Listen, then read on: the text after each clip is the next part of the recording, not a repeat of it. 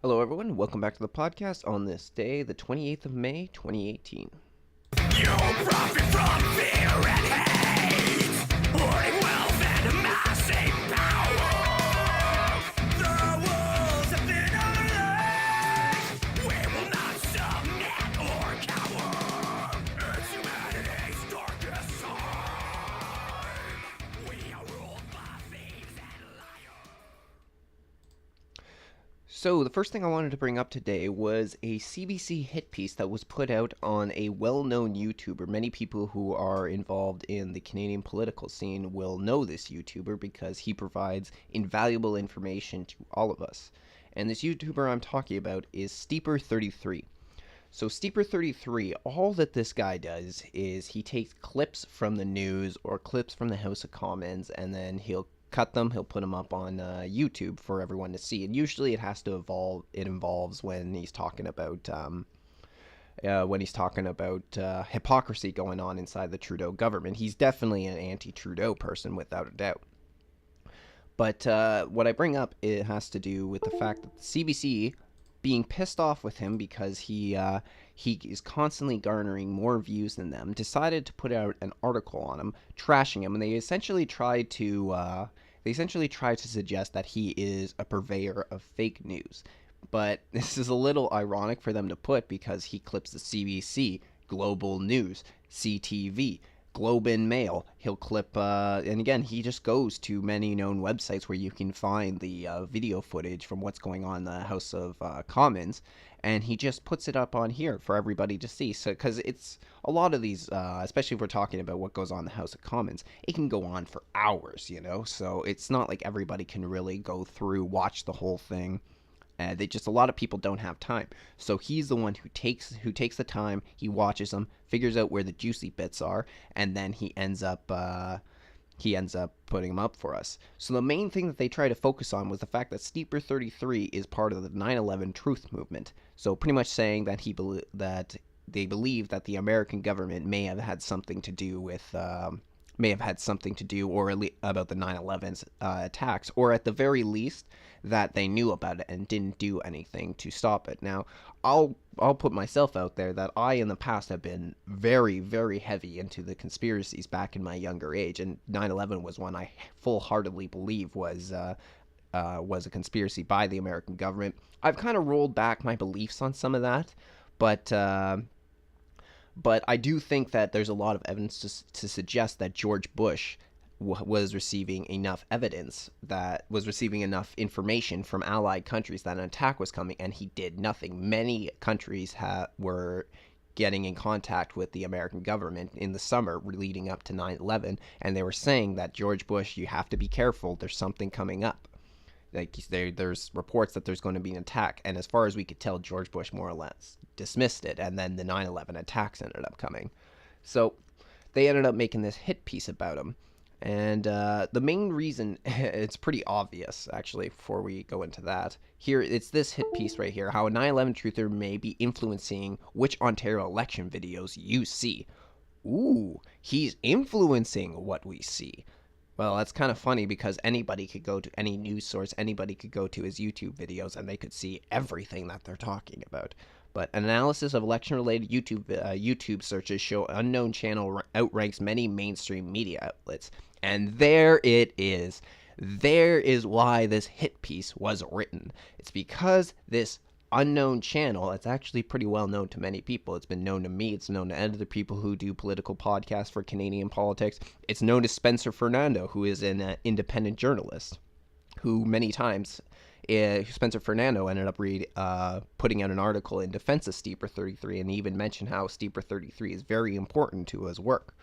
But that's really the key right here, is because the unknown channel outranks many mainstream media outlets. CBC receives $1 billion a year in taxpayers' money in order to do their job. And let's go and look at what sort of numbers they bring in.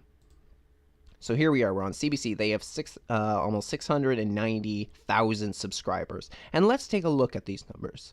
1.2K, 450, 459 views. The most recent one that has done so well was this one, was the Ontario leaders debate. That happened just yesterday, Sunday, the 27th of May. I actually haven't had a chance to watch it yet, but they got 68K views. And then we look at what else they've got on the go. 5.5, 5.9, 5K, 3.4K, 1.1K, 994 views. We go down, and, the views are about the same.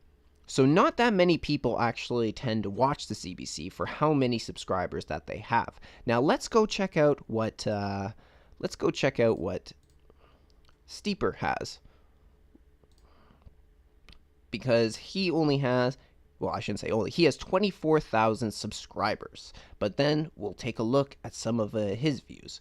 Well, we got this one here, over 1 million views, 979K, 625. Now, these are his most popular videos, without a doubt, so those are the ones that have done the best for him. But even if we go down to his average video, he usually is pulling in way more views than anyone else. 6.6K, 4.8K, 20K, 4.9K, 5.5, 11K. This is why they wrote this hit piece on him, 12K. It's because, and his videos aren't necessarily that long. This one's 43 seconds. They're usually only a couple minutes at best. And all he does is he takes the news and clips it and puts it up on here. But the CBC is essentially trying to smear him in any way possible, because they know he is doing better than them. They know more people put more stock in Steeper 33 than they do in them, while their trustworthiness, and not just CBC's, but many of the mainstream media, the corporate media's trust is going down. They're just like, not many people are trusting them anymore. He is actually on the rise. I was tuned in to Steeper 33 pretty early on in his channel, I think, because I've watched his YouTube his YouTube subscriber count just keep going up and up and up and up. So, but they're trying to say certain things, like, for instance, this one, he says, youngest ever MPP destroys cat premier win. And then they're trying to suggest, they say, and while the headline might convince you to click play, the content you get isn't exactly as built. The 19-year-old MPP asks a straightforward question about manufacturing job losses, and Win simply defends her answer to the minister responsible for economic development. But really, when you click on the video, it's just going to be Kathleen Wynne dodging the question, very similar to what Justin Trudeau does. We can never get a straight answer out of any of the liberals whenever they are asked anything. So this is all that Steeper 33 does. This is all he does, but they're trying to suggest that he is a purveyor of fake news. No. If anything, he just exposes what the CBC and many more of these news channels want buried. He just won't let it die. So I actually commend Steeper 33. And in the first the video where he was addressing the hit piece on him, he says that he turned down the interview. I think that was one of the best things they could have done, because if he had responded to that and in any way gave any personal information, you could bet this guy would have been doxxed by this news article. I have no doubt that his personal information would have been put out.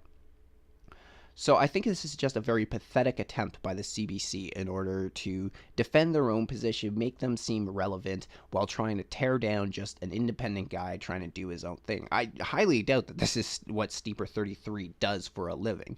I mean, as far as I can tell, I don't usually see ads on his videos, so I don't know how much money he really brings in. I don't know if he monetizes his videos, but my guess is it's not enough to keep his livelihood going. So he probably has his own job in in the real world, sort of like many would. Like, this is not, I don't monetize my videos. This is just more of a hobby for me.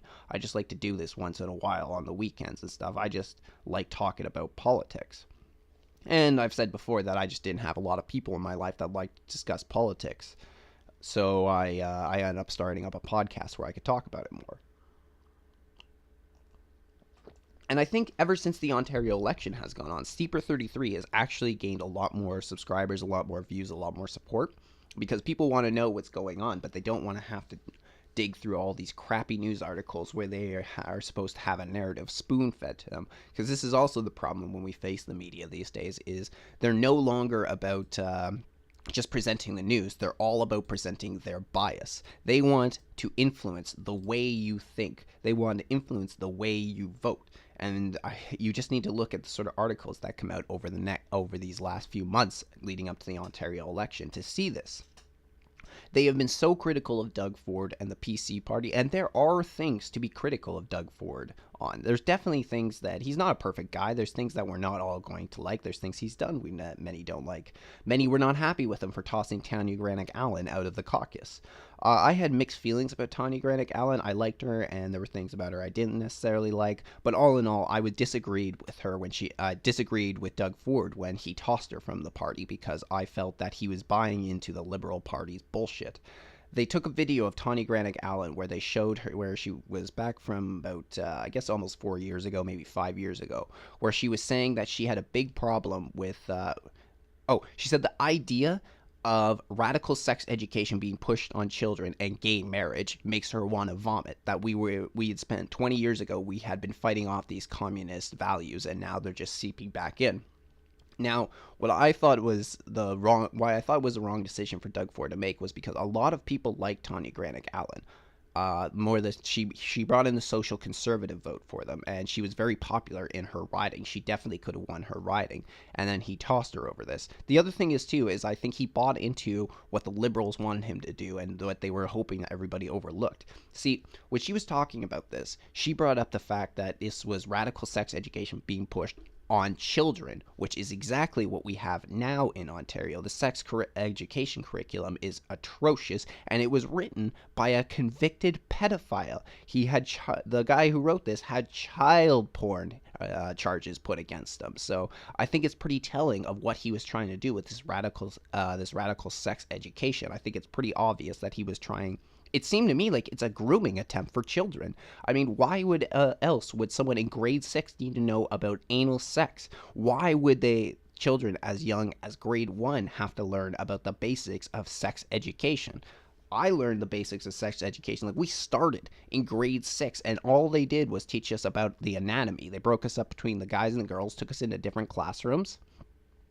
And for the guys, we had a male teacher. For the women, they had a female teacher. And they told us about the changes that would go through your body during puberty. But that wasn't even really sex education that we were learning. It was more anatomy than anything else. So and then also we have Tanya Granick Allen. She brings up the whole sex education thing. And sorry, not sex education, brings up the gay marriage thing. And I don't know if she meant gay marriage in general, but considering how she was making the reference of sex education for children, I think she was also making the equation of gay marriage being pushed on children. And this is something I actually agree with. I don't care. This is where my more libertarian side falls in, where I'm like, okay, well, if you're gay, I don't give a fuck, you do you. But I don't think that sort of thing should then be pushed on children. It's just something they don't need to know about, something that doesn't really they need to concern themselves at when they're in elementary school. Maybe she was talking about the more general about gay marriage. I don't know, but I thought it was a bad decision for him to make. Also, we've recently heard about the data theft that has come in, where a couple of his MPs have been caught using information that was taken from the 407, which is a private toll highway. And so they were using a lot of these, I think it was credit card information in order to try and canvass voters. Like, this is a bit more of a shady thing to do, absolutely. But all in all, I don't think it's the worst thing that could have happened. And politics has always been a dirty place. Politics has always been it's always been a very aggressive battleground. So I think that we are naive to think that this sort of information, this sort of thing is not being done by the other parties. But as we get more into talking about the Ontario election, one thing that has been going on recently, which has been, to me, honestly, a little shocking, has been the NDP has moved from being a third party all the way now that they're saying the NDP has taken the lead in this coming election. And that's just a terrifying thought to me for what the NDP wants to do, for who the NDP are, who their people are. It's just, the idea of having an NDP government is atrocious. I mean, many have already been bringing up about the Bob Rae days and how back when the NDP were in charge of Ontario, many people lost their job. There was a skyrocket in our debt. A lot of ways, very similar to what Kathleen Wynne has done. And so many people are pissed off with Kathleen Wynne's government. They're pissed off also with the policies that she's done. But apparently, they're okay with doing it all over again with a different party. I mean, Andrea Horwath is not much different from Kathleen Wynne. They are two sides of the same coin. Their parties are two sides of the same coin. And if people are so fed up with so fed up with the Kathleen Wynne government and her policies, then why would they then go to another party that would be pretty much just promising more of the same? What I think is actually going on is I don't think the NDP are as popular as a lot of people are claiming they are. Because just maybe a month or two ago, maybe it's closer to 2 months now, when the polls were coming out about this election, people were talking about how Doug Ford was on his way to win a majority government in Queen's Park. A majority government. Sorry, not even a majority, a supermajority, which means he would garner over 50% of the votes. Like, that was unprecedented. I mean, I don't remember last time I've heard of a party inside Canada of gaining a supermajority or even being on the way to be a supermajority. So apparently, over a couple months' time, so many people that were prepared to vote Doug Ford, prepared to vote for the PC party, have completely reversed their position, reversed the policies that they're willing to go on, to turn back and vote for the NDP. Does that make much sense to you? Because I gotta say, it doesn't make too much sense to me. Doug Ford and his party are very different from the others that are running in this. So the fact that people would be so willing to just dump him, dump the party, and then go back to what they're already pissed off about, I think it's actually some manipulation. Now, these are coming out of the Ipsos polls that they're claiming that where this is coming on, that a lot of people in the that according to the Ipsos polls, that just a couple weeks ago, Andrea Horwath, she'd overtaken Kathleen Wynne's government, maybe over the last month, and that was more or less to be expected. That didn't really surprise me, for considering how unpopular Kathleen Wynne was these days.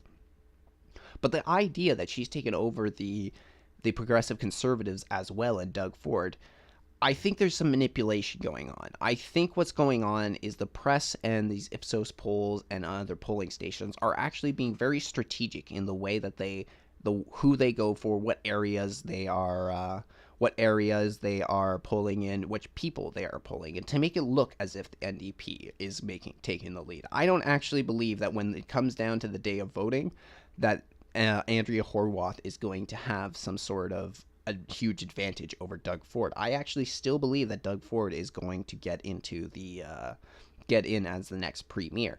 Maybe I'm just being optimistic, which I don't usually do on this podcast. I've said many times before I'm a much more pessimistic person, but it's possible that that's what's going on, and just seems that's more likely to me. It seems like there's actually going to be it seems that the idea that 25% of people who were saying go Doug Ford are now saying fuck Doug Ford, go Andrea Horwath, is just, I don't buy it. I think there's some manipulation going on. And while we're here, let's talk about Andrea Horwath, because in my opinion, Andrea Horwath is a weak fucking leader, and already she is proving herself to go against the things that she in the past has said, her own value systems that she said before. Andrea Horwath, after the Patrick Brown event, when those two accusations came out against him, and he was forced to step down as head of the PC party. Well, she was pretty quick to say that when asked about it, whether he should be forced to give up his seat as an MPP or an MLA, whichever you prefer. I prefer the term MPP.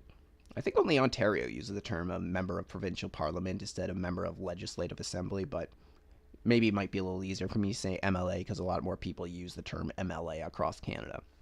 So, when asked if Patrick Brown should step down as an MLA, she was all for it before any investigation. She said absolutely she should have to give out his seat. But now that she's gained more popularity and the spotlight has been turned more on the NDP and Andrea Horwath, she's more than willing to give them their day in court. She's more than willing to give them their investigation and be like, well, we need to have due process. And she's also willing to defend them with free speech.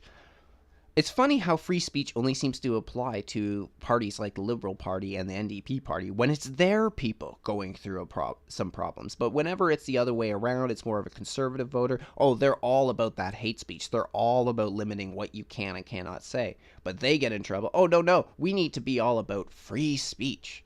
Now, I'm not against that. I actually am for due process and free speech, but I just find the hypocrisy insane. And I may have already said it today, but Andrea Horwath is a weak fucking leader. Because in this article here, it says Horwath says political attacks she is facing make people cynical about politics. Oh, what? Are you getting some mean things said about you? How could we have a leader who's supposed to come on the next premiere talk about political attacks, which have been part of the political process for centuries? Political attacks have been around lot longer than our fucking country, and those have been in ways before we had like TV, internet, and our modern day media. That would be done with people standing on the street, shouting out, telling people all sorts, using all sorts of political attacks. They would be posters, and you know what? Back in the day, they were physical attacks. People used to get assaulted on the street, and some people who were running for office got murdered. This still happens in many countries, but because some people are saying some mean words about her and her party, it makes people cynical about politics. No, what really makes people cynical about politics is when they feel that their voices aren't heard. When they feel that when the people at the top don't care about them, that makes much more cynical. When they feel that the people at the top are doing what they do for themselves and they couldn't give a fuck about the people, then that's when people get cynical about politics.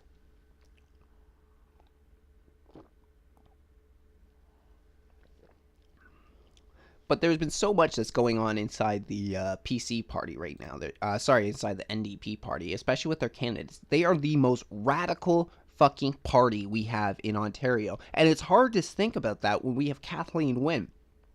Jordan Peterson one time called Kathleen Wynne the most dangerous woman in Canada. Well, shit. I guess Jordan Peterson wasn't predicting the NDP coming along, because some of the shit that they've been putting out lately have been absolutely disgusting and ridiculous. There was an article right here came out of the Toronto Sun just a couple days ago, May 26th, and they outline all the different things that the NDP have done, all the different things their candidates have said, and in my opinion, it is damaging. 1 second. Just want to move that over there because I got some things on my Twitter account I also wanted to show. So as we go down here, we have Taslim Riaz is one of the MPPs who ended up posting an article back in 2013, a quote by Hitler that says, "If you don't like a rule, just follow it. Reach the top and change the rule." I think that's pretty damn telling as to what their plan is as the NDP. That their whole idea is just that they're not happy with the way things go. So they're going in to change Ontario for the way that they want. And a perfect example of this is how Andrea Horwath has decided, without consulting the people of Ontario, that she wants to make Ontario a sanctuary state. Now, this is something I addressed in my last episode, episode 70, which I called a new neighbors in a sanctuary state. Because in doing so, we would allow anybody to come across the border. We would allow anybody, without any checks, without any vetting, to come into our province. And we're already facing these sort of problems right now. We are already facing the problems of massive border crossings, and this is not going to make the situation any better. So as we go through, though, let's take a look more.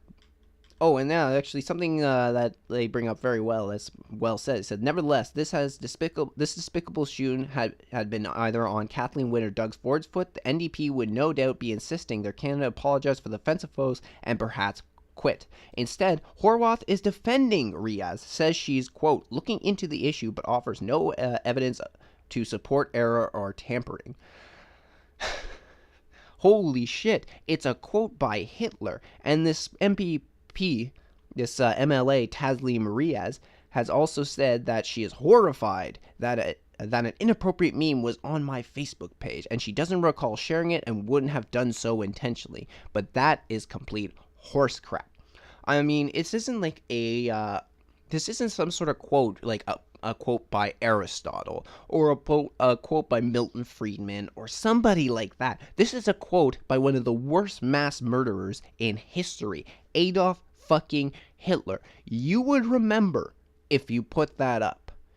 You would remember if you made a quote by Adolf fucking Hitler. This wasn't just a retweet or something. This was actually on Facebook. She didn't just share something. She consciously took it, posted it on Facebook, and there's a few different things you gotta do. You gotta clip it. You maybe want to edit it a little bit, and then you gotta put it up there, put your little captioning quotes on it, and then you gotta hit post. There's no way that this MPP did not know that she was fucking putting a quote up by Hitler. Now she's just trying to use plausible deniability. It's absolute horseshit. But she tossed from the caucus. Is she facing any sort of repercussions right now? No. They're just quote unquote looking into it. And as we go down, then we got this little piggy right here, and I have no fucking respect for her, Laura Kamiker, because she has said some awful fucking things when it comes to Remembrance Day and our goddamn veterans. Like, I honestly don't know how she could possibly still be in the caucus after what she has said about the people who have fought and died for her freedom, people who have been injured for her freedom. Kamiker is a self-described Marxist who in 2014 blog post said she refused to wear the fake poppy and described Remembrance Day as war glorification. So first of all, she's a self-described Marxist. Jesus Christ. Are we still doing this? Are we still going to pretend that Marxism was such a great fucking political system? Look what has come out of it. How many people are dead because of the Marxist philosophy? How many people have had their lives irreparably destroyed because of Marxism? And now this little piggy wants to bring it all the way to fucking Ontario. Jesus Christ. I'm not going to live in a fucking Marxist province.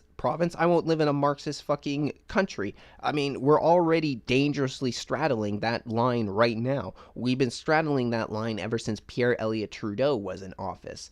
The idea of bringing it here when it has caused so much crap, so much catastrophe to so many people. Communism, which is the brainchild of Karl Marx, he's the one who pretty much founded the modern day communism philosophy through his teachings of Marxism, has been responsible for the most deaths in the 20th century. Out of everything, it was the Marxist philosophy. Well over 100 million people killed, and I'm being generous on that when I say over 100 million. This you could easily bump this out to 150 million, even closer to 200 million, and I may still be under exaggerating how many people died. So this is what she fucking wants to do. She wants to bring this philosophy right to us. And the other thing about Marxism is, even if you want to play the game of, well, that wasn't real communism, that wasn't real Marxism, the one thing that has been proven by Marxism, it is too dangerous of a philosophy to implement. Because even if we take this at face value and it's not real communism, and it's not real philosophy, not real Marxism, well then, it's been corrupted so damn much throughout history that you can't ever trust bringing it into your country, to bring it and try and implement it with your people, because it's been proven that it is so easy to manipulate it, to turn it into a murderous dictatorship regime, that even if this isn't real Marxism, there's no reason to ever bring it in to our place. In concerns of the poppy, she says, quote, "I just wear my peace button on my jacket as always and wait for the collective brainwashing to blow over. When our masters give us the signal, everyone can take off the fake poppy made with prison labor and create a bit more landfill, and another annual ritual of war glorification comes to a close." Jesus Christ. How disrespectful to our men and women in uniform. How fucking disrespectful is it to talk about these people this way? The people who have gone over, who have fought for our freedoms, the people who have, Is that what she thinks of that veteran that addressed Justin Trudeau in that town hall when he was injured by a roadside bomb, and then he couldn't get the proper benefits for him, and his every day was like pain and suffering? Is this what she thinks of him? That he's just promoting an annual ritual of war glorification? I'm not saying that she has to be pro-war. I'm not saying that she has to like when Canada goes off to fight in another country. Absolutely, everyone has a right to say, fuck this war, fuck this combat. Absolutely. But do not disrespect the people who wear that uniform. Do not ever disrespect those people, because if ever Canada got attacked, this little piggy would be the first one running from battle, and those people in the uniforms would be the first person running towards the battle.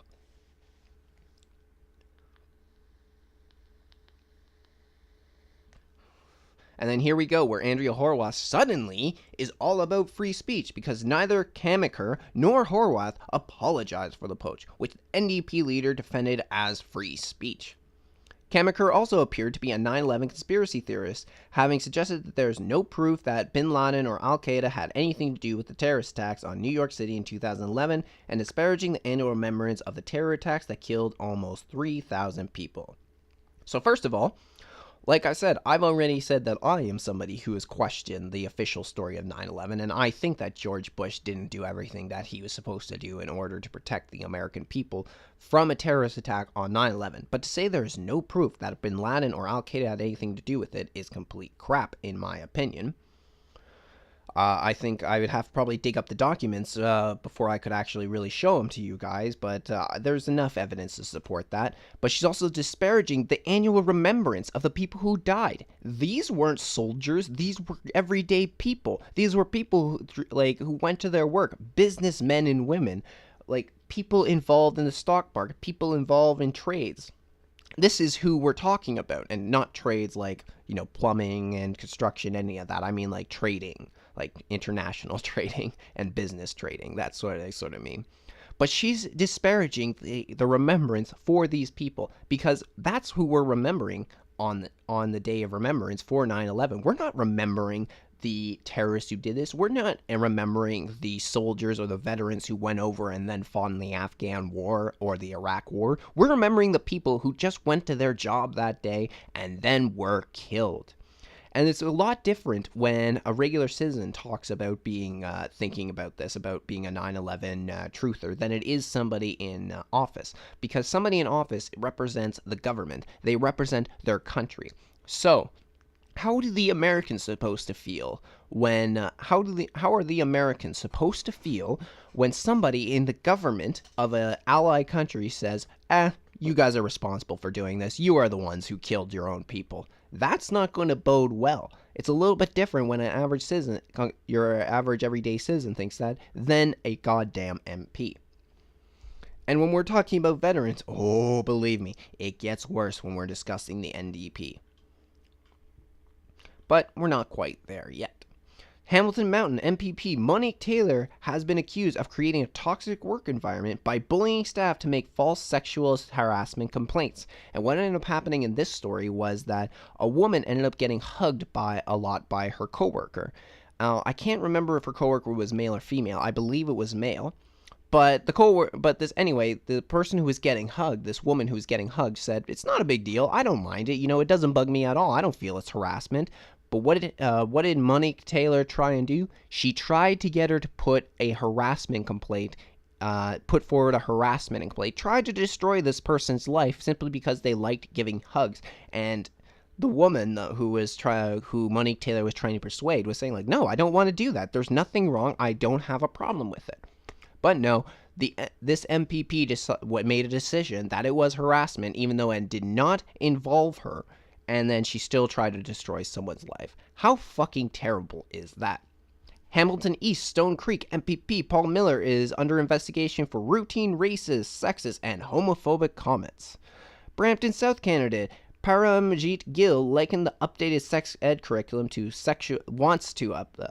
updated the sex ed curriculum to sexual abuse. Richmond Hill candidate Marco Coletta called for a 15% cut to teachers' salaries. Even better than that, now while he has no real pull in this department, you want to know what's even great about that? When he was asked about why the 15% cut to teacher salaries, he said, to be honest, it was the first number that popped into my head. That's where he got it from, because that was the first fucking number he thought. No wonder the NDP can't put out a fucking budget, because their budget they put forward had a $1.4 billion mistake. $1.4 billion. The jokes were going around that the NDP didn't know how to do math pretty well, but if this is the way they're coming up with their numbers, then Jesus Christ, they really know nothing about economics. They know nothing about goddamn math. Kenora Rainy River candidate Glenn Archer said in 2015 Facebook post that Premier Kathleen Wynne should be in prison and recently apologized for it. I'll be honest, I don't really know why the Toronto Sun is putting that up there, aside for just to smear the candidate, because do we all not agree that Kathleen Wynne might deserve prison time? That's going a little too far. We do have due process, but all in all, I think Kathleen Wynne's done a lot that deserves at least some scrutiny on this subject. Apart from that crew, there's a gaggle of anti-Israel posts attributed to several NDP candidates, including Beach East York NDP candidate Rima Burns McGowan, who wrote a few years ago following a visit to South Africa that she was born, where she was born, that she'd always known she is black. I don't really think you get to make that decision. Who is this? Rachel Dolezal, who says, who's a white woman that says, oh no, I'm black, I'm black, I'm black. That's complete horseshit. It's absolutely ridiculous, and it goes back to this whole transracial thing that people have been trying to push over the last couple of years. That as if you can actually just decide what race you are. It's absolutely ridiculous. And what if this had come from, the other thing I want to bear in mind is, what if this came from a right-wing politician? What if this came from a conservative politician? All these things that were said would definitely get him kicked out of the caucus. It shows the double standard. It shows a huge double standard. Now, the only thing in this I do disagree with, they talked about this one who supported that. They said that Israel is state terrorism, which I completely disagree with. But then they said that this Burns McGowan supports the boycott, divestment, and sanctions movement against Israel, a movement frequently criticized for its anti-Semitism. I think that's complete horse crap, that just because somebody is telling you to boycott a certain place or a certain area means that is anti-Semitism, because you need to be able to be critical of a certain area without being, a certain country, without being called racist. I do support Israel. But the idea that just because you're calling for a boycott, divestment, and sanctions means that there's anti-Semitism, isn't? I think that's crap, but that's neither here nor there. Chandra Pasma, the NDP's candidate for Ottawa West Nepean, seems to think jobs are not the answer to Ontario's woes. Jobs are not the fucking answer? That's what we all want. We all want a job. See, unlike the NDP, who probably have not really worked much in their fucking life and want a goddamn handout every single place. They want everybody to have a fucking handout, and they want the goddamn handouts as well. I think jobs are the answer. Give me a job. Create jobs to make it easier for people to move around to better workplaces, to have a better quality of life. To say that jobs are not the answer means that you are so out of touch with what the people of Ontario need and want.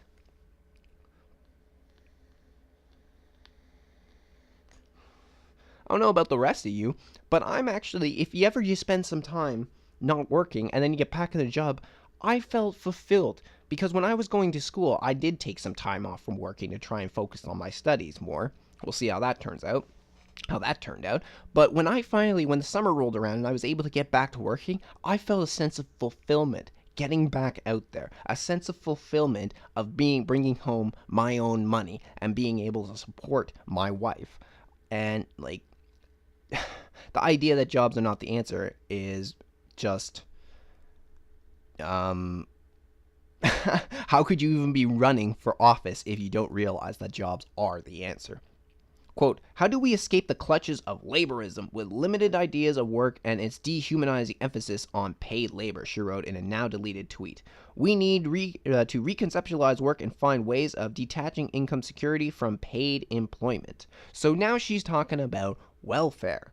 She wants to put everybody on fucking welfare. Well, here we go back to the idea of socialism, communism, and Marxism, which is that they want to control your money flow. They want to know how much you're bringing in. They want to control.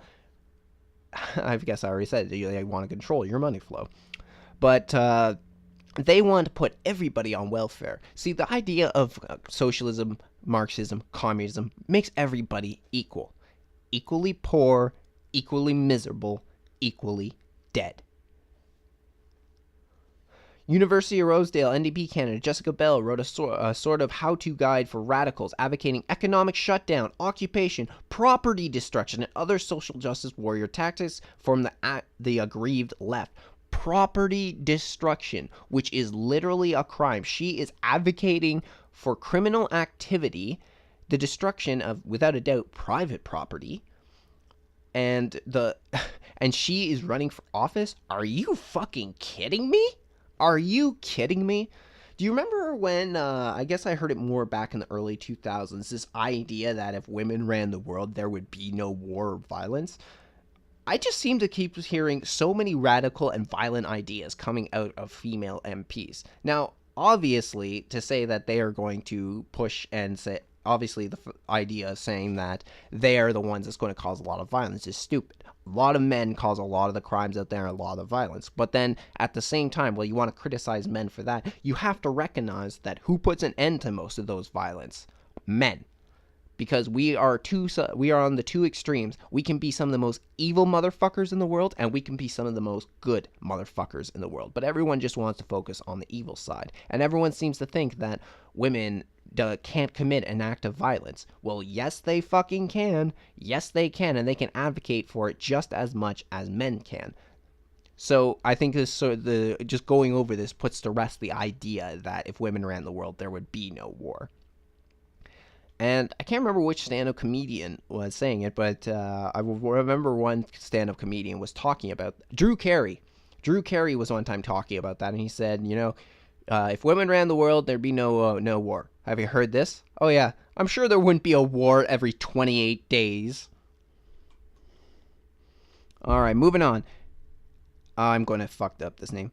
Etobicoke Centre NDP candidate Erica Kelly drew her own fire over a Facebook post suggesting that she would not be sad if gun nuts were blown up by a drone. Quote, I know this is horrible to say, but I would not be sad if those gun nuts threatening civil war have their asses blown the fuck up with a drone, Kelly wrote on Facebook comment. She recently offered an unreserved apology for her post. See, this also puts to bed the idea that the left is really against gun control or want to take away all the guns. No. They just want to take away the guns from the citizens, but they want to have all the guns. And when it comes to drones, let's not forget, underneath Obama, we saw an increase in drone strikes, and we saw 80% of the victims of drone strikes were civilians. So the left has proven that they don't even give a fuck about collateral damage. They, in fact, in a lot of ways, despite the fact they like to present themselves as being very peaceful and anti-war, have no problem whatsoever of actually committing acts of violence against people who disagree with. Because with the whole gun debate that's going on in America right now, a lot of, we've heard many left-wing people that say, like, oh yeah, we want to take your guns from you, absolutely, blah, blah, blah, blah, blah. Well, the only way you could do that and take the guns away from the people who already have the guns is at the point of a gun. And you would probably have to kill many of them because many wouldn't be willing to give up their guns. So it's not so much that they want to have all guns taken away. They want to own all the guns. And when they own all the guns, how long do you think the right wing and other people that disagree with them will last? Probably not very long. Dwayne Morgan is the NDP candidate for Scarborough North. Morgan's bio described him as an entrepreneur, social justice advocate, author, educator, community trailblazer, but also appears as a 9/11 conspiracy theorist.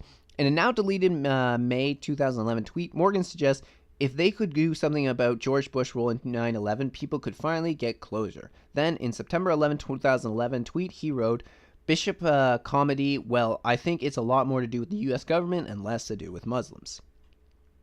Mississauga Mountain candidate Nikki Clark ran a jewelry company called Beads for Health that produced necklaces, bracelets, and earrings, claiming in a 2008 appearance on Rogers TV that her jewelry made from quartz, hematite, and presumably magnets could help relieve the pain from arthritis and improve circulation. This is almost literally selling snake oil. Because this idea that magnets actually work to relieve arthritis pain or joint pain or open the blood vessels is complete crap. It's built on pseudoscience. There is nothing in there to actually suggest anything of the sort. So she's trying to sell a lot of crap in order to make herself big, famous, and rich, but then at the same time, she's going to join a party where she's talking about, well, the rich need to pay their fair share. Well, let's look at what Justin Trudeau's done when he's talked about that. He said the same thing, and he's been full of shit. What else are you supposed to call him when he talks about how it's only fair for the rich to pay their fair share, pay a little more, and then goes and taps the tips of waiters, waitresses, and bartenders, literally some of the lowest income earners in the country. They don't have any care for taxing the rich. They just want to tax the shit out of everybody and get the most amount of money and then waste it in any possible way. Then there's Kitchener South Hespeler NDP candidate Fitz Vanderpool, who promoted a female oil wrestling and denied that, at least until one of the female wrestlers, Alicia Constantini, told The Sun he was definitely there, and Facebook photos of Vanderpool posing with Constantini proves that. Horwath justified her candidate's oily carousing with nubile young women in bikinis on the grounds that he was a professional boxer and he is somebody who is committed to his craft. And he, as part of his profession, is required to wear costumes, and that's what he has done.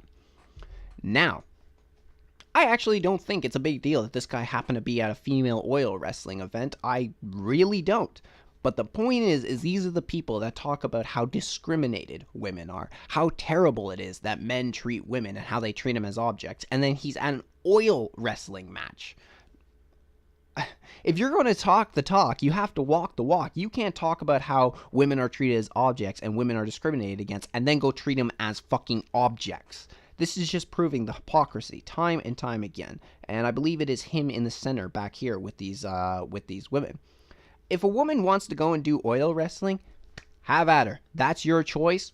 Go for it. No fucking problems here. But if you are going to sit there and shit on other guys for natural masculine qualities and for liking women, and then you are going to go and treat them as an object in this regards, because aside for mud wrestling, I don't think you could do anything more that would be seen as discriminatory. It's just a load of crap. The NDP is the worst fucking party we could have chosen. I mean, I hate Kathleen Wynne, but I think I'm at the point I'd rather see Kathleen Wynne, the Liberals, get voted back in than the NDP. If I had only those two choices, if Doug Ford and the PC party was taken out of the mix and I can't vote for him, yeah, I honestly think I would vote Kathleen Wynne over the NDP. Kathleen Wynne isn't talking about sanctuary states and all this crap. It's unbelievable. It's absolutely ridiculous. But many people are now starting to turn to the NDP. They're trying to say that they are actually the party that we should vote in. What do you guys think? Do you really think that these are the people who deserve their time in politics? I don't. I don't know what I'm going to do if Doug Ford doesn't win this, because I honestly think that Doug Ford is our last hope. I honestly feel that Doug Ford is, if he doesn't win, then the Ontario that we know is completely lost. Ugh.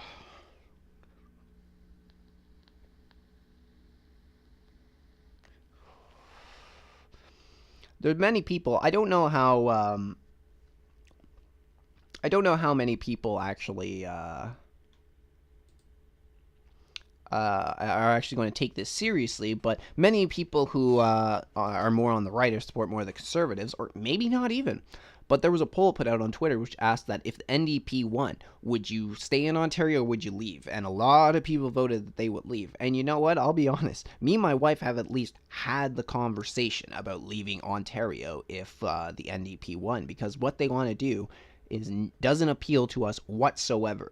The idea of this sanctuary state especially is one of the main things. And actually, before I go into that, one more candidate for the NDP actually broke the law, because Farina Hassan, when the advanced polls look out, she tweeted out her. She took a picture and tweeted out her ballot, which you're not allowed to do. But is there going to be anybody who actually, is she going to get in trouble for this? I haven't heard anything. I haven't heard that there's actually going to be some problems, that she's actually getting any repercussions for doing this. So it's completely okay when the left-wing parties break the law, but when the right-wing parties do it, oh, it's the end of the fucking world. It's the end of the fucking world. And going back to the idea of a sanctuary state, one of the main reasons I don't want to is because, while, yeah, I'm sure there would be some of the people that are crossing our border would actually come in and help produce, would actually maybe help contribute to our society. Probably most of them aren't. Probably most of them are just fleeing their country just because, or fleeing America. Many of them are actually getting visas to America and then immediately traveling up to Canada, which should not be fucking done. But another reason why is because we just need to take lessons from the rest of the world to know why this is a bad idea. Like, let's take a lesson from Germany. Germans may be forced to work until their 70s to pay for Muslim migrants on welfare. And this is not just coming from this isn't just coming from other economists in Germany who are putting out these numbers. It eventually became that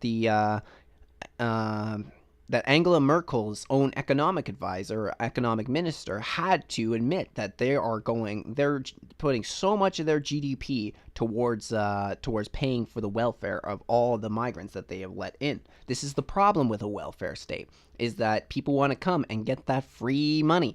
It's an addiction. The free money is literally an addiction. And when you have certain things, such as when you're willing to offer more welfare for more kids, as an example, this just encourages people with large families to come and live off the welfare system, or it literally, in some cases, turns women into breeding sows. It just, all they want to do is keep a lot of men want to do is keep their wife at home and pump out children, so that way they can get the most out of the welfare as possible. And if you've ever gone online, and there are actually welfare calculators. I did it one time in Canada, and I looked up, if you received no income and you had I think I put in 4 kids, maybe 5 kids, they were pulling in more than $40,000 in welfare a year, and this is from Canada. So you can see why that might be a problem for a lot of people. Why would a lot of people go off welfare if they're already probably bringing in more money through welfare than they would if they were to work? But in February, here we go. In February 2016, Professor Matthias Luque of Kiel University calculated the cost of the welfare would be 25.7 billion to German taxpayer funds. The cost would rise to 37 billion euros in 2017 and soar to 55 billion euros in 2022. Just 5 months later, another economist, Dr. Bernd Raphael-Huschen, I think is how it's pronounced, probably butchered that name, had calculated the total amount of debt incurred to pay for the mainly Arab, 70% unskilled migrants would balloon to 1.5 trillion euros over their stay in Germany. By February 2017, Merkel's own economic advisor, Hans-Werner Sinn, was warning that total costs could reach 340 billion euros, almost 10% of the Germans' total GDP that year. And that same year, a study came out showing that these refugees were not waiting for their country to end its war, but were planning on staying permanently in Europe.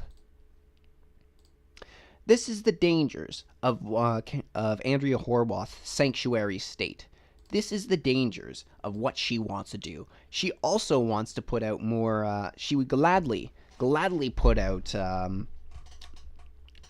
more in the welfare state. That's what she wants to do. Everything that Andrea Hoare wants to do is spend, spend, spend, spend, spend. She wants everything to be free, which is, means the government takes total control over it, and then it goes in. They take control of it. So they control who has what, who gets what, and then you're given your stipend. This is the whole idea of something being free is a complete load of crap. How do so many people not remember that old saying that nothing in life is free? When it comes to someone offering you something free, there are only three options for it.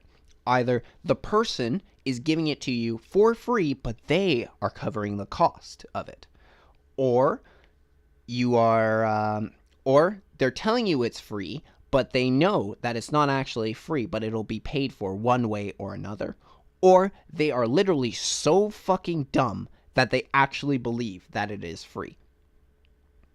Where does this money come from? That's always the question. Where does the money for all this stuff that that our government wants to do, come from? Well, they say, well, we'll definitely be able to find some way to make it work, but how? Because every possible time and every possible way that they can pay for something, or we find new resources, they're not willing to do it. I mean, Doug Ford has been talking about how he wants to mine in the Ring of Fire, which is a little more in northern Ontario, but it is a mineral-rich area. There is lots of money to be done there, and there's lots of jobs that can be created if we wanted to dig in the Ring of Fire, if we wanted to mine in the Ring of Fire. But many of the liberals, the NDP, the environmental groups don't want to do this for environmental reasons. I understand, the idea of wanting to preserve the environment, but you cannot sacrifice the livelihoods of the people for the environment. You just can't do it. Because while you're keeping the environment safe, the rest of us don't have fucking jobs, don't have money. The sort of policies that Andrea Horwath wants to push would make Ontario a failed fucking province. We would go even more in debt. We would require even more of the equalization payments, which would definitely put more of a burden on Alberta because they already pay most of the equalization payments, and that is going to start a fucking rift with Quebec. You wanna know why? Because Quebec takes most of the fucking payments right now. So we are going to see this, how it's just actually going to cause more tensions across Canada. In the past, many times, people have called for a Western break from the rest of Canada. The Western provinces, the rich provinces, say, why should we pay more to you? Why should we give away our money? Now, in the past, they've been pretty good about it. Places like Alberta, when they were able to make ends meet, they were actually more willing and more accommodating, saying, okay, we don't mind giving off some of our money in order to allow the eastern provinces and the rest of Canadians to have a better standard of life. But now that Alberta is having its own problems and their standard of living is going down, they don't want to do it anymore. Why would they give money out to other people when there's not enough for themselves to go around? So I believe that if we actually do this and we start bringing up even more debt, yes, even more debt than the $300 billion that Kathleen Wynne has and the Kathleen Wynne McGuinty government brought in over the last 15 years, which is probably also some of the remaining results from the Bob Rae days for when the NDP ran Ontario. Then, again, we're going to have more fights with Quebec over who gets the funding, who gets what money, and then Alberta and the western provinces, such as Saskatchewan as well, are going to say, fuck this shit, we're done paying for the rest of the country. So they're either going to find a way to try and circumvent the equalization payments, try and get that removed from the Canadian Charter of Rights and Values, or they're going to say, fuck Canada, we're breaking off, we're forming our own fucking country. This would actually be a different situation than when Quebec has called for separation from Canada. When Quebec called for separation from Canada, they called for the separation because they wanted to be their own. They wanted to be recognized as a nation inside a nation. They wanted to be their own country. They wanted to have their own culture preserved. It was very anti-Canadian and it had nothing to do with the fact that It had nothing to do with the fact that they were being mistreated. It was because they wanted special treatment. But in this situation, if the West was to call for a break from Canada, then it would be because they feel they are being mistreated and abused by the rest of the country, and nobody takes them into consideration. That no one really considers what's good for Alberta or Saskatchewan or one of these other Western provinces. That they're just going to say, fuck Canada, we're out. And I think you will actually find that there will be more and more support, because the idea is once again growing in Western Canada. The idea of separating from the rest of Canada is growing. So I think actually an NDP government would have more detrimental effects than we actually are seeing right now. We would actually see more to do with. We would actually have the more of an inter-country conflict. It wouldn't just be a problem inside of Ontario, but we would have problems with other provinces as well.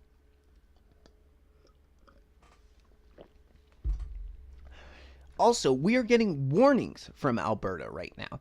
A bunch of people in Alberta are saying, Ontario, don't fucking do it. We are underneath an NDP government right now.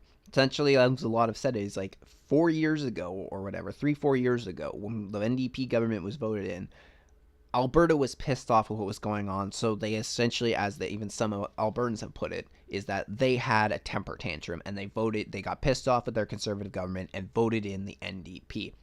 More to give the finger to the party, but so many are talking about how it was the worst decision they ever made. So, Ontario, don't fucking do it. Because even Doug Ford, the one thing I did hear about the debate last night was that Doug Ford did ask one question. Who would you trust with your wallets? The Conservatives, the Liberals, or the NDP? If you had to hand over your money and you had to hand over your wallet to one of these people, who would you trust the most? Well, right now, the NDP and the Liberals want to take all of your money, and the Conservatives want to keep the money in your pocket. So, that is a question when you go to the polls on June 7th, you have to ask yourself, who do you trust with your wallet? Thank you all for joining me on the podcast today. I'm Adrian Lloyd. This is just my stupid opinion. Good voting out there, everyone. I hope that that Ontario makes the right choice.